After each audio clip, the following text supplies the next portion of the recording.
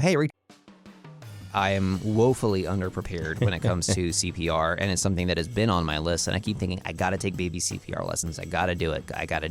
And then I just never get around to it. Have you guys taken lessons? We have, but we're good parents. Whoa. Just kidding. All right, next week, we love our Dadsplaining kids. with Jesse Brooks and no one else. Bingo. All right. No, I'm kidding. You're listening to Dadsplaining, a weekly chronicle of all the weirdest, messiest, grossest, and funniest parts of fatherhood, hosted by two first-time dads. I'm Jesse. And I'm Brandon. And this week, we are going to be talking about summer safety, how to keep you, your kid, and your family safe while having fun out in the sun. But before we get into all of that, Brandon, if our listeners want to reach out to us, where can they find us? Please give us a like or follow on Facebook, Twitter, or Instagram at Dadsplaining Podcast. You can send us an email at dadsplainingpodcast@gmail.com, and you can find this and every episode anywhere you get your podcasts. That's right. And while you're at it, while you're liking and following us, if you could drop us a rating and a review on your podcasting app. Or if that is too much trouble for you, just log on to Facebook, send us a message, leave us a comment, let us know you're out there. We love getting questions and comments and little notes from our listeners. I mean, we've heard from people as far as Germany and South America, and it's just fun to connect with other dads and moms for that matter if you're a mom. So, hey, reach out to us. We'd love to talk to you. So, Brandon, what is new with Noah this week? Not a whole lot net new for us. We're just kind of hanging out. It's been super hot lately, so we've been really enjoying a little bit of a cool down this week. And just in general, it just kind of really changes the mood day to day. I've never really thought about it too much, but when it's just so freaking hot in the summertime, we're talking about summer, we're in it, it's really hard to get out and have a good time. Yeah. And, we'll talk about the fact that you obviously have to protect yourself from the sun, but it really kind of limits your options. And so we were kind of struggling with that, trying to get out and do stuff, and it's too hot to really stay out for very long. Not just for the kids, for the parents too. Sure. And it's been a little bit cooler of late, and so we've been going to the park every day. It's been really fun, and it's just such a big change in mood, in your outlook. You don't really think about it as a parent, but very minimal, very simple things can change the mood greatly. Oh, yeah. If my son eats dinner, a fantastic night. Big difference, If he does not eat, the world is ending. Uh-huh. It's over. A dark, deep depression sinks in. You begin to question everything about yourself. And I'm not trying to make fun of it, because really, you begin to question a lot of other things. Yeah. If something goes wrong, you just start pulling the threads of parenting and being well, maybe I don't know what I'm doing at all. Yeah. Maybe I'm not getting this right. Well, that bath, he was complaining. Maybe he doesn't like those baths. Mm-hmm. Well, he's fussy when he goes down to bed. Maybe he doesn't sleep ever again. What am I going to do? What am I going to do, Jesse? Yeah. And so, been a little bit of that. And I think that's just the day-to-day life of parenting. So not a big surprise, but I'm trying to have a positive outlook on it, and trying to feel a little bit better when things are going well. And so today, off to a good start. He slept well last night. Yesterday was a good day. The day before was a good day. We got a couple good days going here in a row, just hoping the trend continues, and hoping for every other parent out there, just, take the small win and cling to it. Absolutely. It makes a big difference. Yeah. You gotta let that momentum roll. How's it going with you guys, Jesse? It's going good. I forgot to mention this last week, but last Monday, David had his 18-month checkup. Nice. Last Tuesday, actually. And everything went well. He got his 18-month vaccines, which are, they're always painful. He's always going to scream and cry, but he does pretty well. He doesn't have a whole lot of that. Sometimes the kid will get moody for the rest of the day, or very sleepy, or just kind of fussy. He gets over it pretty quickly, and he immediately kind of wants to just pull those Band-Aids off and get back to having fun. Literally, right? Yeah, exactly, which is pretty cool. Yeah. We learned a couple of things coming out of that 18-month checkup. We did some blood work. I've mentioned this before, but for several months now, I think since we found out around his 12-month checkup that David has had a low not iron count, but a low. If my wife is watching this, she can tell me right now I'm using the wrong word, but we have to give him an iron supplement. Okay. In order to kind of balance him out, and we found out that that number is still low. It's gone up a bit, but we're continuing to give him an iron supplement, and there's a chance that that may mean he's a little bit anemic. We're not really sure. So the doctor wants us to keep giving him the supplement for the next 3 months and then stop. and then give him 3 months clean, and then Yeah. they're going to check his blood work again at his 2-year checkup, which is going to come up in November. So we'll see how it goes. Other than that, he's doing great. He's got a little chest congestion, so I've been taking showers with him to let the steam kind of open up his, his sinus system. Like a baby neti pot or something of that nature. Yeah, exactly. Yeah, you just you let the water get hot, not too hot because you don't want to hurt the kid. Yeah. But then you hop in there with him, and showering with a baby is an entirely different animal from giving a baby a bath. I'm sure. It's funny. We were just talking about this, and because we're two dads, when I initially responded, I was like, "Oh, was that unusual?" And of course, I wasn't talking about anything about like weirdness of being naked with your child or something. I was just talking like, did he like the water? Like, we just skip right over what anyone else might have thought was weird, and we're just like, but really, like, how did he enjoy the shower? Exactly, yeah. And at first, he was freaked out by the water pressure, the jets of water coming down. Oh, yeah, hit him in the face, right? Yeah, exactly. But it took a few days, but he got kind of used to it. Like, I'll make a game out of it where I'll stick my head in the water and get my hair all wet and laugh, or I'll stick out my tongue and like drink in some water and like spit it, and so he came to enjoy it. Now he actually will take his little water pitcher that we use to bathe him and fill it up with water and then drink out of it. So he's having a good time. Perfect. Last night was kind of a little hiccup in that I get out of the shower, I dry him off, I dry myself off, and then while I'm drying off my feet, he walks over to the toilet because he's learned to flush the toilet. Oh, good. Like, we're beginning to introduce things to him. Like, this will one day be where you use the bathroom, right? You will use this one Exactly. day. So he flushes the toilet. I make sure he doesn't flush it twice and like start a flood. But as the water is draining, back into the toilet bowl, I'm hearing like a stream of water going longer than I think it should. I'm like, the water shouldn't be draining back in this long. And I look over, no, that's not the toilet bowl filling up. That's my son peeing on the bath mat. Oh, perfect. Just standing up, letting it all, flow out. So that was interesting. So we had to do a little wash cycle that night and wash off his feet because then he started splashing in his own. Oh, good. Yeah. Oh, good. Yeah, that's the thing with the boy. Parents of boys, you're just hanging free and, everything feels great and you just kind of let it go. Let it go. Yeah. It's a disgusting sequel to Frozen. It is. Well, you that's not a fail on you as a parent. I don't think No. that's just something that happened. I had a fail. I just remembered yesterday we were at the park.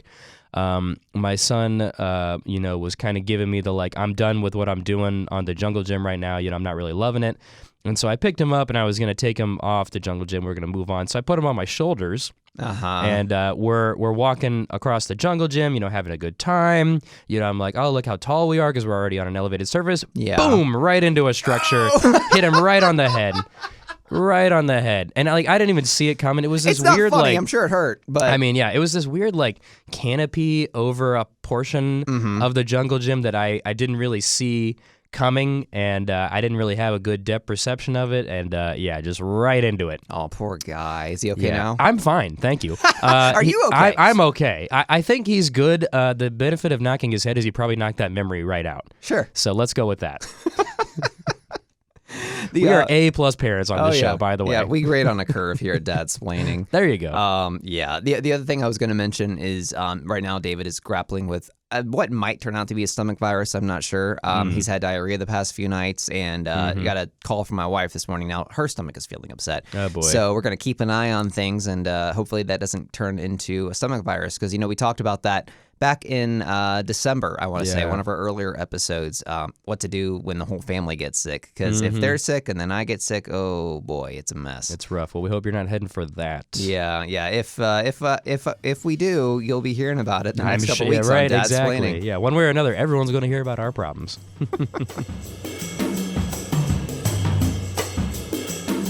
So, on to this week's topic, summer safety. We decided to talk about this because, here in the Northern Hemisphere, we are getting into the summer months, June, July, August. And here, especially in the south of the United States, it is very hot. And, there's nothing quite like a dip in the pool to cool off. But there's a lot you got to consider, no matter what age your kid is, but especially if you've got toddlers, babies like we do. So we kind of took a sample off the internet of different listicles and tips and whatnot. And I just wanted to run a couple of these things by you guys, just some things to keep in mind. We've mentioned this before on past episodes. When we do this, it's not to scare; it's just to help you be prepared. And it helps a lot. That rhymes. Maybe you'll remember it. I don't know. Don't be scared. Be prepared. Exactly. Yeah. Is that a Daniel Tiger song? I feel like it's got to be. It sounds like it. I can almost imagine the tune in my head. I haven't even seen the episode, but it's right there. Yeah. So our first list comes right from the Center for Disease Control, the CDC, and it is called, let me pull it up and I can tell you, Make Summer Safe for Kids. These are some very practical, common sense tips on how to make sure your kid is A, safe around water, B, not overheating, getting sunburned, and some insect safety as well. So some takeaways that I got from this. First of all, when it comes to being around swimming pools. If you live in the suburbs, you or your neighbors probably have a pool or you've got a community pool. You got to keep an eye on your kid when you're in those situations. So here's one fact that is kind of scary, and then we'll kind of move past it. Apparently, according to the CDC, drowning is the leading cause of injury death for ages 1 through 4.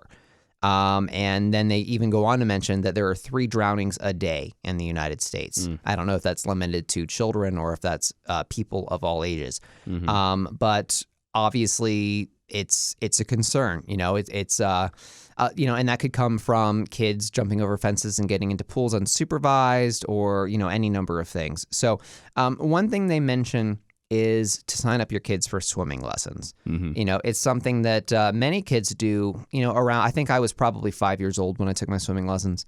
We took them at a community pool from a lifeguard, I think. But apparently, we've learned this recently, you can give swimming lessons to a child as young as 6 months. Wow. It's surprising, right? Yeah. But it's not like they're not going to learn the breaststroke and all of that complex stuff. Basically, the lessons, from what I understand, are learning to flip over onto your back so you can float and your face isn't underwater, and then how to kind of paddle yourself to the side. Oh, interesting. Yeah, exactly. So you've got a rail to hold on to.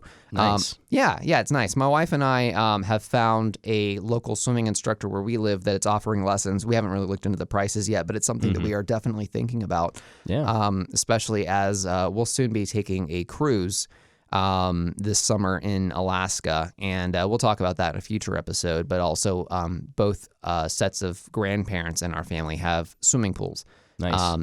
David he's still kind of nervous in pools. He doesn't really have a good time. It takes him a minute to warm up, and then he kind of has some fun. But it'll definitely help if he knows how to keep himself alive. Yeah, that is a very good idea. And to go along with the drowning aspect of things and that kind of topic, since it is such a critical thing to be aware of, there's actually an article that was recently making the rounds, I believe by The Telegraph, which I think is a UK publication. Yeah, the London Telegraph, I think. Yeah. And it basically titled, "Drowning Doesn't Look Like Drowning. What to know." Because when you think of drowning, you're conjuring up the flapping the arms and lots of noise and crying out for help, right? Yeah, like Bugs Bunny, waving his hands in the air. Right, lifeguard and his ears. dutifully watching, being like, "Oh, that person's clearly drowning." Yeah. Not the case, especially because we're talking about kids, right? They're probably not going to be screaming out necessarily, and the article mainly just talks about what you should look for isn't what you think. You should be looking for what probably doesn't obviously strike you as drowning because you don't notice it until it's already maybe too late. And so you need to be paying attention for kids or anyone, but mostly we're talking about the younger kids, where the water line is maybe getting above the head, not completely, but if it's coming up to, say, the eyes or the hair, that obviously could mean that the mouth line's getting below the water. You can obviously also tell perhaps by if your kid has hair, we're not talking about an infant, if the hair is obviously wet, that is probably an indication that they've been under the water, even if they're resurfacing. So you have to be worried about that as well. And then Jesse made a good point, like a swimming lesson will teach you maybe to go to a side of the pool. If it looks like someone is, if a kid is trying to move in the pool but making no progress, that is another sign that perhaps they are struggling. They maybe don't know how to swim. That's obviously terrible. But if they do and they're not able to kind of get to where they're trying to go, that could be an indication that they're taking on water as well. So a couple quick little safety tips like that. Just obviously you got to keep your eyes on your kids. but you also aren't just waiting for the cry of help. You need to be paying attention to where the head is on the water line, if it looks like they've been submerged, if it looks like they're struggling. Yeah. And there's also, I didn't know this until recently, something called dry drowning. And that is where a person is not submerged underwater until they drown. It's where they inhale too much water into the lungs, and they could be out of the water on dry land. But because of all that water in the lungs, that's when something happens. So that's, it's keep an eye on your kid, if they're going underwater, and even if you can pull them out, like make sure that you're doing whatever it takes to keep them safe. One thing that the CDC highly suggests that I really need to do that I haven't done yet is to take CPR lessons. I am woefully underprepared when it comes to CPR, and it's something that has been on my list, and I keep thinking, I got to take baby CPR lessons. I got to do it. And then I just never get around to it. Have you guys taken lessons? We have, but we're good parents. Whoa. Just kidding. All right, next week, we love our Dadsplaining kids. with Jesse Brooks and no one else. Bingo. All right. No, I'm kidding. We took it. So put you on blast. I felt terrible for waiting, and so now I feel bad saying that because I'm not making fun of you about it. No, I get it. But we took the class that most people take when they're pregnant. We were in the class with all pregnant women and the fathers, and we were the only ones who had a 6-month-old. I see. So now you don't have to feel so bad. I don't I've have got to a feel 19-month-old. Yeah, there's somebody else out here who's doing the work. No, I'm kidding. We did take it. It was good. I do wonder, at what point I need to kind of. Does it change at all when he gets to a certain age? Because the demonstrations we did were all with obviously dolls and small baby, model, if you will. Like my son is still young enough that it's probably still applicable in terms of the maneuvers and where you would push and with the pressure, because he doesn't have a very strong, chest muscle, so you have to apply lighter pressure. Things like that. But I don't know 2, 3, 4, 5 if it changes at all or if it sticks. So that's something for me to probably follow up on too. Yeah, for sure. I think, I've definitely got some room for improvement there, just in terms of safety. So don't be like me. Get baby CPR lessons, get them quickly. And you'll be better prepared. Moving on from swimming pools to just kind of staying safe out in the sun in general, obviously, you want to get your kids to go outside and get some fresh air and have some fun in the sun and get their hands and feet in the dirt. That's good for your kid. In the summer, it's more difficult because of that glaring hot sun and sunburn. Big thing in the sky. Yeah. What is that? Yeah, right. So, some tips that the CDC provided were try to schedule your outdoor activities for morning and late afternoon to evening, when the sun is not so directly above you and, so intense. That's one thing that we've tried to do. I've taken my son to the park a couple times because they've got a nice playground there. But once you get past 10 in the morning, the equipment's super hot and the sun's blaring straight down on you. And of course, the artificial mulch or whatever is dark, so it's absorbing the heat and it's blasting it back out at my child. So you try and do that in the morning and the afternoon or evening if you can, which is interesting because come to think of it, when you're in elementary school, playground recess is usually right after lunch, right? It can be, yeah, during the day. So who knows? Were they just trying to kill us off so there'd be fewer kids to teach? They probably were. Well, in my elementary school, there were 2 different playgrounds. Yeah, me too. One was an open field, basically. And so that is probably good whenever. Yeah. And then the other one was the blacktop, and it had a little bit of a jungle gym thing, and then a kind of a largish, sandbox, not so much a thing. So yeah, there was one that had equipment and one that didn't. Maybe they were doing it that way on purpose. I don't know. Yeah, I doubt they were testing it, but maybe they were. Who knows? Some other things that are suggested are to dress your kids in loose, lightweight, light-colored clothing. That may seem common sense. It may not. But make sure that your kid is not going out to play dressed in thick denim jeans and a long sleeve shirt in the summertime. Sometimes it's hard when you're at the end of a wash cycle and all you've got are your kids' clothes from a couple months ago that don't fit as well, and they're the winter clothes, and now it's summertime. But do what you can to try and beat that. When it comes to sunscreen, they suggest an SPF of at least 15. and putting it on 30 minutes before your kids go outside. There's debate, I know, among some families between like natural sunscreens and like the spray because of artificial ingredients. I don't know what the science is and what really is safe and what really isn't safe, but I know that there are natural alternatives with fewer ingredients out there that are still safe for your kids. And those are the kind that I think you apply topically and kind of rub in that are not sprays, but they're kind of lotions. I've got something on that actually because my Hit me. Wife, who is obviously, we're talking about how we're not fantastic. Other wives are just even better than us. Right. So, you should probably listen to their podcast starting soon on No, kidding. But she kind of did some of the research and kind of looked at it a little bit, and there's obviously a debate about what types of sunscreens to use and natural versus not. But even aside from natural and not, there are certain chemicals, and I don't want to make that sound like a trigger word, but really, like if we're looking at what's in the sunscreens, certain ones have UV protection and don't. Yeah. Certain ones have UVA and B, I learned, are two different types of UV protection. I was not aware of that. Preferably want both. Generally speaking, you want what is kind of considered more of like a broad spectrum coverage of the sunscreen that you're getting. So trying to have both types of UV protection in there.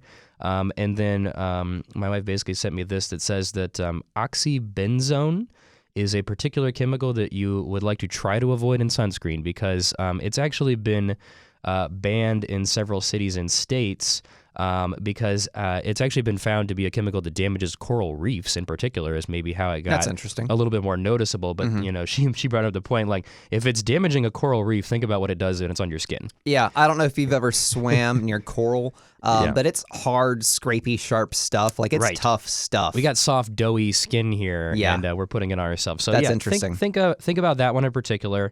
A couple recommendations of sunscreens that tend to do a pretty good job. Ocean Potion is one. It's a little less common, but it generally has a pretty good protection, the broad spectrum protection I was talking about. And then, gosh, there was one other that I was just looking at here. Okay, Ocean Potion is good and can be used and is safe to use even when you're pregnant or nursing. Interesting. As well. And you're basically looking for, okay, that was the only recommendation I've got, but in terms of a specific type. Yeah, I'm looking at it right now. It actually does look pretty good. And then the one that free of extracts. Yeah, the one that we are using is called Think Baby.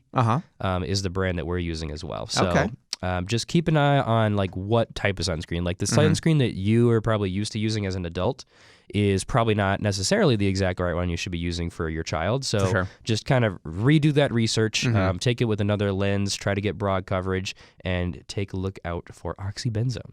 Gotcha. Okay. So some other quick tips for staying safe in the heat is, of course, keep your kid hydrated.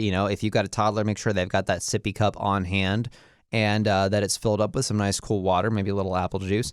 Make sure they're drinking it frequently. I think they recommended like every 20 minutes or so to have a little bit. Yeah. To take breaks also, like not to, if you're playing outside, every half hour or so, take a few minutes in the shade, And if your kid does get some sunburn, aloe's good for it. Obviously, it's a common sense thing, but pain relievers, as well as applying a cold compress.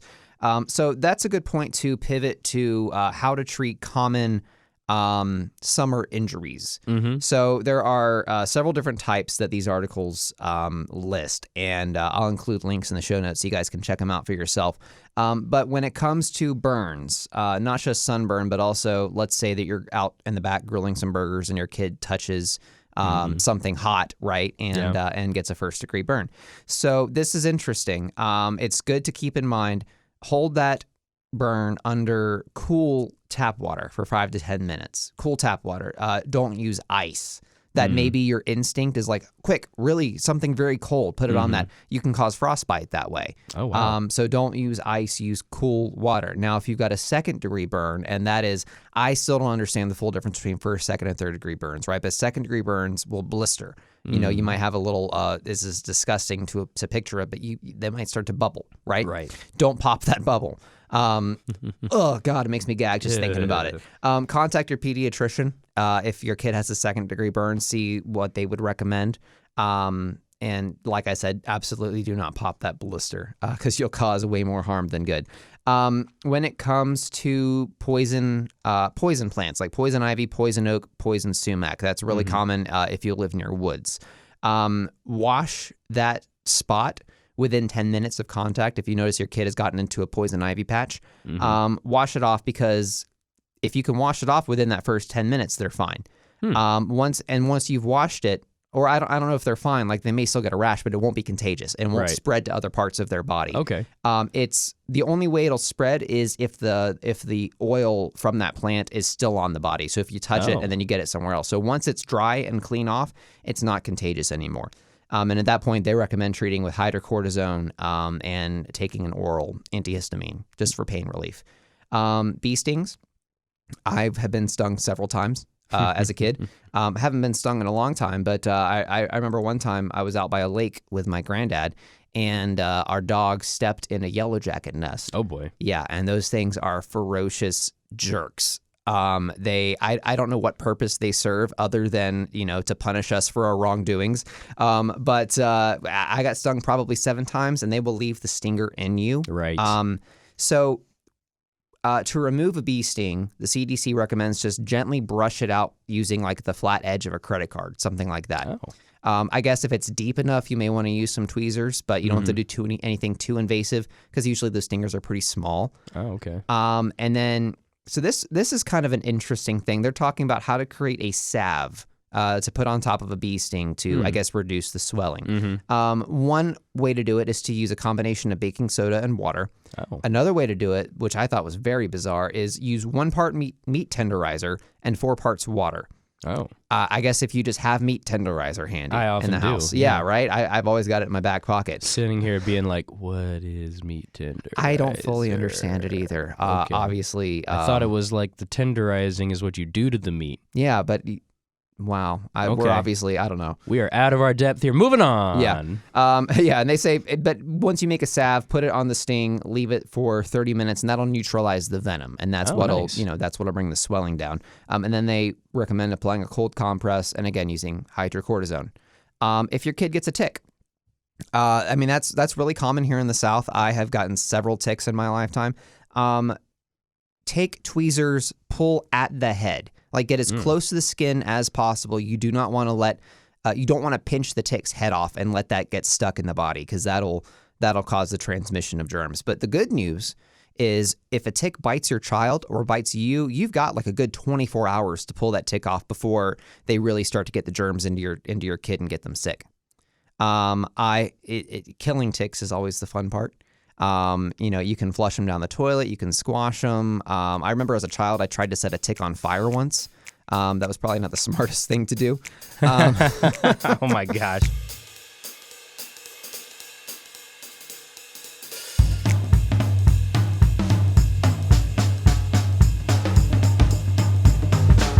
One thing, I was just getting some fresh, hot information. My wife will obviously help out from time to time by watching the show and give me some quick texts with some ideas, being the smarter one than me.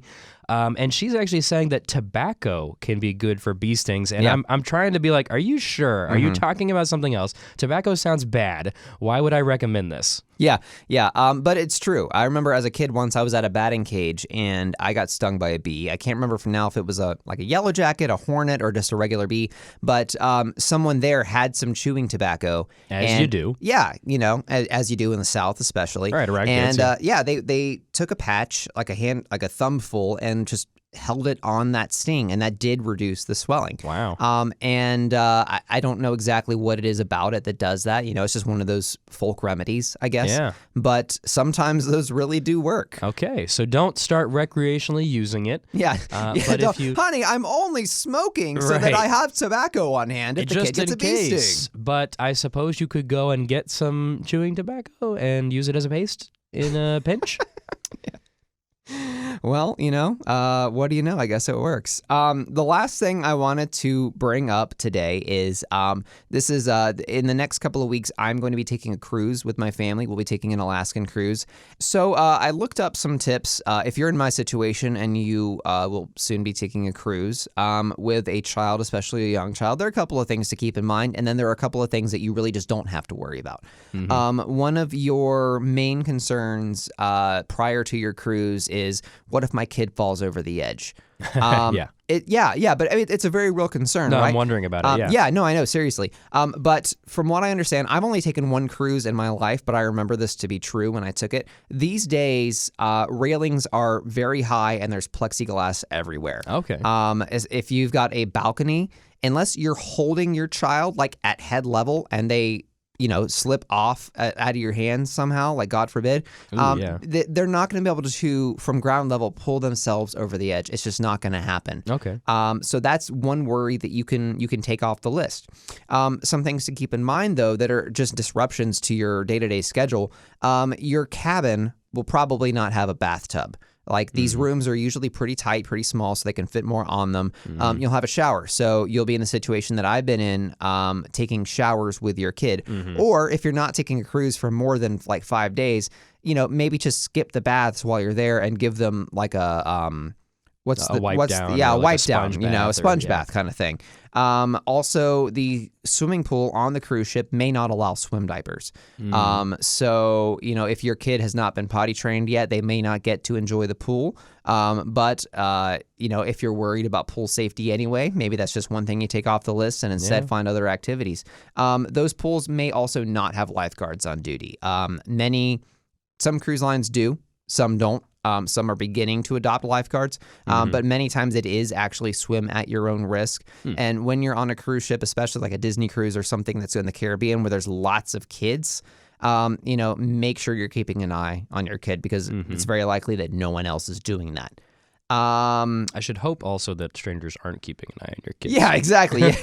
That's one thing you don't want. But the good way to do it, if you can, is to take a cruise in a large group. That's something I can say from experience. What we will be doing is taking a cruise, me, my wife, my kid, also my in-laws, their parents, my brother-in-law and his girlfriend, and some friends of the in-laws. So there's going to be like 10 of us. Wow. The good thing about that is that there's always someone to watch the kid, especially if my wife and I want to take an evening to have a little dinner, just the two of us on the ship. Nice. We can do that, leave the kid, or if we want to go out up on the deck late at night and have a drink, some of us can go do that, and the rest of us can stay down in the cabin with the sleeping child. So, if you're worried, before the podcast, you and I were talking, Brandon, like taking vacation is hard when you have a kid because you're thinking the logistics. And there's so many things that when you're taking a cruise that I'm learning you have to do. Like you've got to, if you're taking your kid on the plane, you may have to buy a car seat for them to sit in. You got to figure out how to transport that car seat, getting a stroller. How are you going to get that on the plane? Will they stow that for you? There's a lot to think about, but if you're going in a large group, if possible, it's just going to make it easier. Wow. So quick little add-on here because my wife is wonderful and just continuing to give us lots of extra nuggets today. Bring it on. Jesse, if you really want to be extra careful on your cruise, they make special bracelets for parents so that you can keep track of who should be watching the kid, whether you're on the cruise, in the pool, who's got them. So you're talking about different people watching them. They got special bracelets. There are water sensing bracelets that will set off an alarm if your kid ends up in water. Oh, my God. And he obviously should not be. So that is something you can also that's wild. bring with you. I didn't know that. Now, we are going to do the thing where the sort of like the leash, the retractable leash where he's got it's a harness and then, it'll go on the other side for us where we'll be able to kind of keep track of him that way, reel him in like a fish. But I did not know that was a thing. And I may have to look into that. That's really interesting. So that's going to do it for this week's episode of Dadsplaining. If you have any questions about anything we talked about today or any tips of your own to share or personal stories, you can drop us a line, dadsplainingpodcast@gmail.com, or hit us up on social. Brandon, where can our listeners find us out in the social world? You can like and follow us on Facebook, Twitter, or Instagram at Dadsplaining Podcast. Jesse mentioned you can drop us an email. And please check out this and every other episode we've ever done in the history of ever. Anywhere you get your podcasts, leave us a rating, leave us a review, tell us how we're doing. Won't hurt us our feelings if you give us a poor review. We need to learn. But yeah, give us 5-star. Absolutely. So next week, we've got a cool treat. A guy by the name of Justin Batt. Justin Batt is the author of a book called Daddy Saturday. It's a book all about how to be present with your kids, how to be a father and give them your full attention and, devote time to them so that when you're there, you're actually there. So there's going to be a lot of cool nuggets in that interview. Be sure to check it out next week when we drop it. And until next time, I'm Jesse. And I'm Brandon. And hey, Brandon, I'll bet you $5 I can tell you where you got your shoes. Okay. You got your shoes on your feet. Whoa. I don't know where you bought them, but you got them on your feet. He's right. A homeless man in Atlanta told me that joke one time, so I can't take credit for that. That goes to whatever that guy's name was. All right, thanks, guys, for listening. We'll see you next time.